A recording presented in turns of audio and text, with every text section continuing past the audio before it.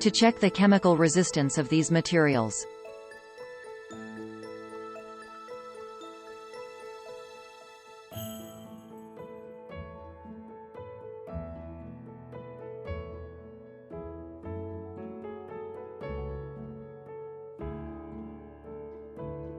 the copper started reacting as soon as adding nitric acid.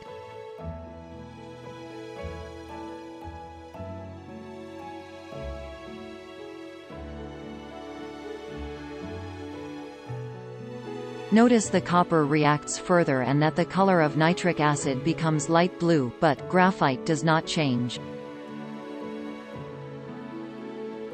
The results show that graphite has excellent chemical resistance when compared to copper.